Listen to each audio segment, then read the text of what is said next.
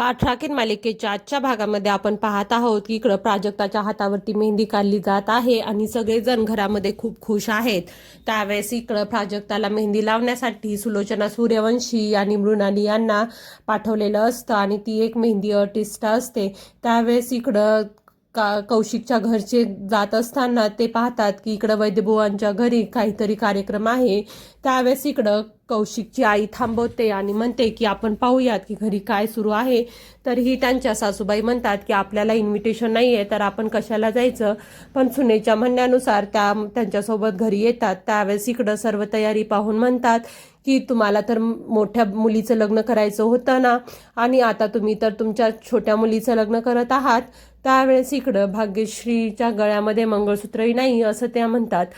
त्यावेळेस इकडं सगळेजण म्हणतात की तुम्ही आलात त्याबद्दल आम्हाला खूप आनंद आहे, पण इथं येऊन तुम्ही असं काही बोलू नका. त्यावेळेस आम्ही इथे आलो होतो त्यावेळेस आम्ही भाग्यश्रीला पसंत न करता प्राजक्ताला पसंत केलो होतो, तरीही तुम्ही ते लग्न मोडलं. त्यानंतर इकडं सुलोचना या रूममध्ये येतात. त्यावेळेस इकडे इंद्रजित म्हणतात की तू मला आलोकच्या रूममध्ये किती काही काही बोलली होतीस, त्यामुळेच मी असं बोलत होते. त्यावेळेस इकडे सुलोचना म्हणतात की मला माहीत आहे की तुमच्या मनामध्ये माझ्याबद्दल काय स्थान आहे.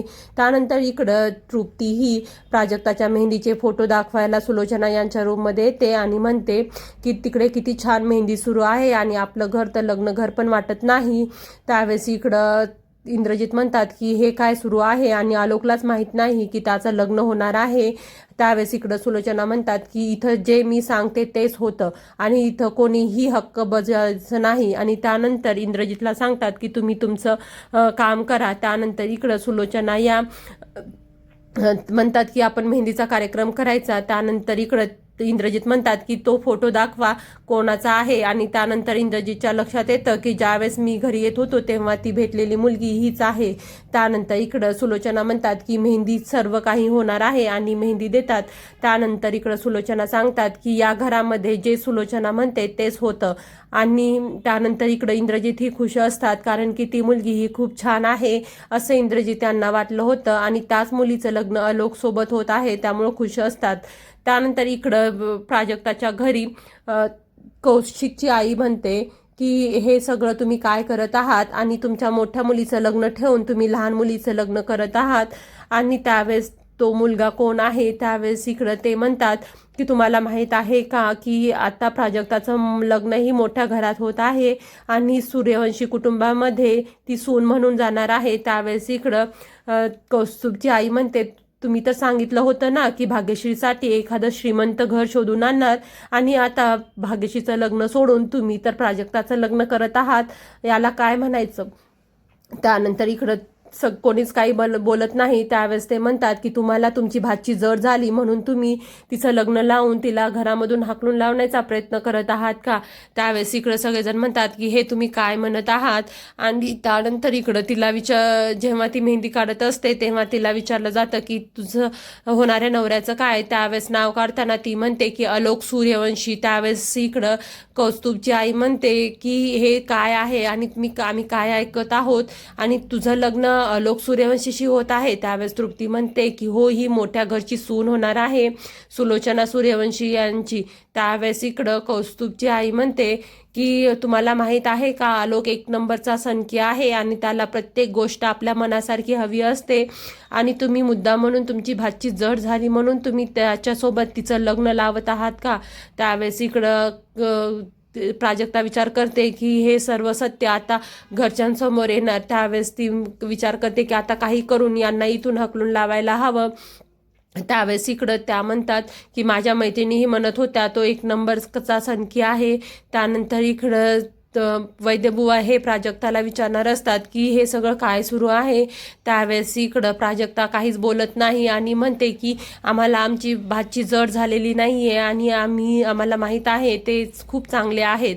त्यानंतर इकडं त्या म्हणतात की जर तुम्हाला तुमची भाची एवढी जर जड झालेली असती तर तुम्ही माझ्या मुलाशी लग्न लावून दिलं असतं आणि तुम्ही तिच्या गळ्यामध्ये हा धोंडा घालून तिलाच इथून सरकवण्याचा प्रयत्न करत आहात, तुम्ही असेच मामा मामी आहात का. त्यावेळेस इकडं त्या म्हणत असताना सगळेजण ऐकत असतात आणि त्यांना वाटत असतं की खरंच आलोक हा सनक्या आहे का आणि त्यामुळे प्राजक्ताचं आयुष्य खराब होईल का.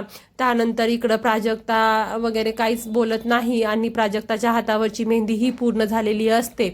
त्यानंतर त्या तिथून निघून जात असतात. त्यावेळेस प्राजक्ता म्हणते की थांबा, तुम्ही आत्तापर्यंत एवढं बोललात, आता माझंही ऐकून जावा. अगोदर तुम्ही भाग्यश्रीबद्दलही खूप काही बोललं होतं आणि आता माझ्या होणाऱ्या नवऱ्याबद्दलही तुम्ही खूप काही बोलत आहात आणि माझ्यापेक्षा आलोकला कोणीच काही चांगलं ओळखू शकत नाही आणि मला माहीत आहे की ते कसे आहेत आणि तुम्हाला हा हक्क कोण दिला की त्यांच्याबद्दल वाईट साईट बोलण्याचा.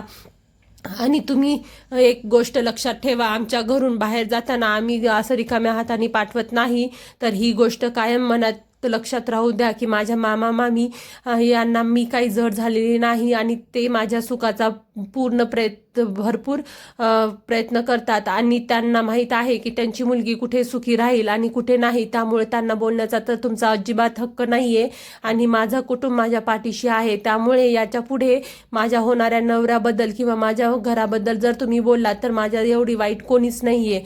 आणि त्यानंतर इकडं कौस्तुभची आई बोलत असते, पण प्राजक्ता म्हणते की आता तुम्ही बोलायचं नाही, अगोदर माझं ऐकून घ्या आणि नंतर बोला. त्यानंतर इकडं प्राजक्ता म्हणते की आता आला आहात त्या पावलानं घरी जावा आणि ती मेहंदी पाहते आणि म्हणते की माझ्या हातावरती ही लागलेली मेहंदी खरंच मी दुःखात तर घेऊन जात नाहीये ना. त्यानंतर इकडं भाग्यश्री काही विचारणार तेवढ्यामध्ये ती म्हणते की कौशिक बँड लाव आणि तू साऊंड का बंद केला आहेस आणि सगळ्यांना म्हणते की तुम्ही डान्स करा आणि इकडे भाग्यश्रीला म्हणते की माझ्या